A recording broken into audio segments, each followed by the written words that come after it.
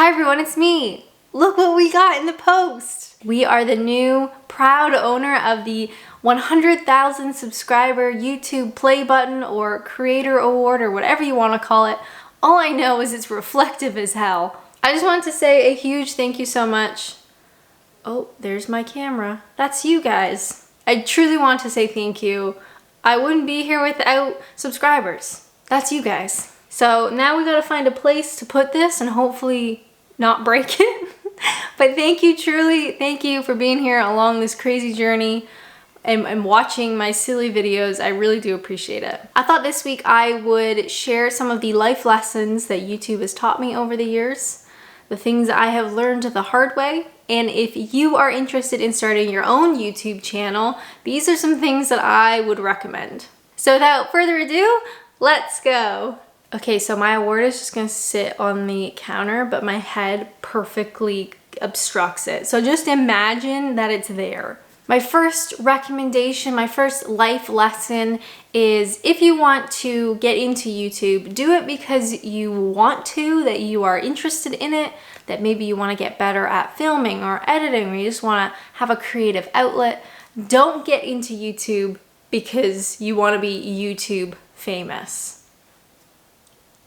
It's not gonna happen. For me personally, I really wanted a creative outlet. I wanted like a digital journal, like a time capsule of my experience as a foreigner living in the UK. So I thought, you know what?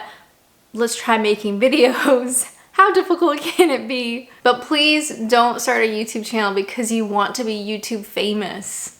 I beg you. Another YouTube hack. I'm so sorry I said that. It just kind of came out. Another thing I've learned is pick a topic that you are actually interested in, not a topic that you think is really popular. So yes, I could have started, I don't know, a Minecraft channel, and maybe we would be a lot more popular, but it's not something that I care about. So pick a topic that you enjoy, that you're interested in. It could be anything. Maybe you really like creative writing and you start a creative writing YouTube channel, or you're really into board games, or you're really interested in a particular video game, or you're really interested in sustainable living. It can be literally anything. Just pick something that you are actually interested in. I do find that most people are not stupid. Most. So if you pick a topic that you don't really care about, but you think it's very controversial and you get a lot of clickbait and you're gonna, you know, become YouTube famous, I think most people can sniff that out and it doesn't smell good. Another thing I would recommend if you are interested in starting your own YouTube channel is be consistent. And that looks a little bit different for everybody. So for me, very early on, right at the beginning, I decided Tuesdays at 3 p.m. local time here in England would be when I would post my video. I would post one video a week, Tuesdays at 3 p.m. Imagine if one of your favorite TV shows, imagine Would I Lie to You? They don't have a set schedule. They just post an episode just whenever they want. Sometimes it's on Tuesdays, sometimes it's on Fridays, sometimes they don't post for 3 weeks, sometimes it's in the morning, sometimes it's at night. You just never know. As a viewer, that is so annoying. No, thank you. So I just find it is very helpful, no matter what size your audience is, that they know when to expect a video from you. So for me, Tuesdays, 3 p.m., that's when I post. I've only missed that maybe 3 or 4 times in the years that I've been posting, and those have mainly been like family emergencies. So no offense, my family is more important than YouTube, but otherwise I really try to stick to that deadline so I'm always consistent and any sort of audience that I have accumulated know when to expect a video from me. With that though, of course, comes burnout. Yay! Some people on the internet can post videos multiple times a week. Some people even post daily videos. That is not something that I can do. I just know that I can't do that. So pick a schedule that is consistent but also is realistic. Realistically, I can comfortably post 1 video a week on YouTube. I know some people have said, please post more. That's very kind. But I know that I couldn't keep that up for any length of time. Especially now that I have a Patreon for the last like 2 years, maybe a year. Oh God, it's really, what does time mean anymore? Now that I have a Patreon account, I post a full-length video on Patreon every Saturday, and I post a full-length YouTube video every Tuesday. And I've been doing that for a while now, and that feels comfortable. It feels reasonable. I think if I tried to add another video a week on top of that, I would burn out very quickly, and then I'd be making nothing. So find your groove. I'm so sorry I said that. Find what is comfortable to you, whether that's a video once a week, maybe every other week, maybe 3 times a week. I don't know what you're like. That sounds really tiring, but maybe you have a lot of energy. But I would recommend, don't take on more than you can chew. All right? Be kind to yourself. This is just YouTube. It's a hobby, right? We do it as a hobby. You do it because you love it. So just make sure that you don't take on too much. Now this next one has taken me a little while, and it's always a work in progress, but something that I would really, truly recommend is, if you are going to be posting on the internet, on YouTube, you need to work on your own self-esteem. Let me explain. No matter what your topic ends up being, say you have a channel about makeup, or you have a channel about football, or you have a channel about puppies, it doesn't matter, you are going to get hate. It sucks. Unfortunately, it's just part of the whole experience. Unfortunately, there are a lot of people on the internet who are sad or disappointed or lonely or angry. They've got some unresolved issues happening. And unfortunately, some of those people will project that onto you. Now, of course, we know it has nothing to do with you. You could have such a wholesome channel, there's no clickbait, there's no controversy, and still you can get really hateful, really mean comments. We know it has nothing to do with you, and you can say that to yourself as many times as you want, but sometimes it really hurts. So what I have found is you cannot please everybody.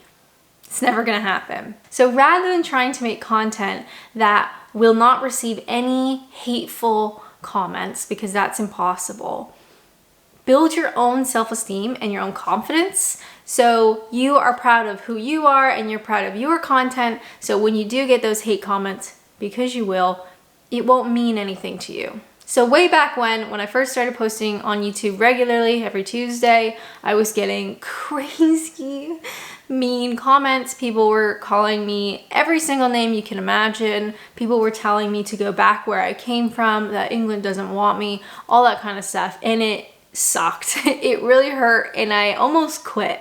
I thought, what's the point of making lighthearted, fun, easy to watch videos if I'm just going to get death threats or really condescending comments about my body or my word choice or my voice or my content or my thoughts and opinions? Why bother? But from that point, I decided, you know what? I enjoy making content. I'm gonna keep making content, and I'm gonna be the person that I wanna be. So I work on my self-esteem, my own confidence. You know, I like who I am. I like the content that I make. I'm proud of what I make. I'm proud of how hard I work. I'm proud that I hit my Tuesday deadline every week and my Patreon deadline every Saturday. So when I do get hateful comments that I am a fat, ugly cow, it means nothing to me. So that's something I would definitely recommend. It's taken me some time to get there, but if you are proud of your content and you're confident in who you are, when you get these hateful comments, I mean, I get emails, I get direct messages, I get all sorts of stuff that I'm pathetic and I'm a waste of space and all sorts of wonderful things. But honestly, I delete it and then I never think about you again. Another big one with YouTube that I found is comparing yourself to others. Ooh, don't do that. There is gotta be like a billion hours worth of content on YouTube. It's constantly getting new content. And to be honest, if you make a YouTube channel, you are never gonna be the funniest, you're never gonna be the prettiest or the most creative, or you're never gonna have the best videos. It's just not gonna happen. So comparing yourself to others doesn't help in any way. You just have to accept that there are going to be other channels that are better than you. other content that's more interesting, even in the same sphere, whatever topic you're working on. For me, it's, you know, being an expat and living in the UK. There are channels that are far better than mine, and that's okay. It's not a competition. I'm just here doing my own thing. I'm doing it because I enjoy it. I'm putting out content that I'm proud of. And that's all you can ask for. So if you catch yourself comparing you or your channel to something else on YouTube, take a minute, stop that thought process, and do something else. Another really cool thing with YouTube is you do not need expensive technology. You really don't. So for me personally, 100,000 subscribers, don't know if you can see my plaque, it's official. I have 100,000 subscribers and my tech includes this. One camera, which is on a Amazon Basics tripod. So this is my setup for pretty much most of my videos. I recently bought a second sort of GoPro camera, and that was only made possible because people financially support me on Patreon. But that is not a necessity. That's a bonus thing that I'm really excited about, but I don't totally need it. I also have no lights. The lights in here are just the kitchen lights. So I don't use any fancy lights or reflective boards or any of that. Really, right now, I'm sitting in my dining room table chair. I have an Amazon Basics tripod and I have a camera attached to it. Up until very recently, I used to edit all of my videos on iMovie. Yes, that's true. The free editing software that comes on Mac computers, that's what I used. I didn't want to pay a lot of money for an editing program, so I used a free one. So don't let that be a discouraging factor if you don't have an expensive camera or expensive lights or a sound system or whatever. Like, you really don't need it. One of the troubles with YouTube lately is more and more big productions are going onto YouTube rather than traditional TV. So there are some YouTube channels that are like $1 million production, crazy cameras, crazy sets. They have producers and editors and script writers and directors, like full like TV quality productions. So don't compare yourself to those, first of all. So yes, more TV style stuff is coming onto YouTube, but you don't have to do that, right? I'm sat here in my kitchen with a camera and a tripod and my official plaque in the background. You do not need expensive technology. So those are some of the life lessons I have learned here on YouTube. There's so much more. If you guys are interested in maybe more YouTube-based content, let me know. But really, it has just been a wonderful learning experience. I have grown so much as a person and as a creator making content. It's just been a really very cool experience. I just wanted to thank every single subscriber here on Adventures and Naps. I really do appreciate it. You guys, we have a plaque. Do you know how many awards I've won in my life? Not many. Don't tell anybody I said that. If you do decide to start your own YouTube channel, I wish you nothing but the best, and I hope it can be a really fun, creative outlet. So I'm gonna go walk around my flat and find a place to put this. Or maybe just hold it for a little bit longer. As always, thank you guys so much for watching, and until next time, bye! Mom, look, I did it! I'm a professional! Not really.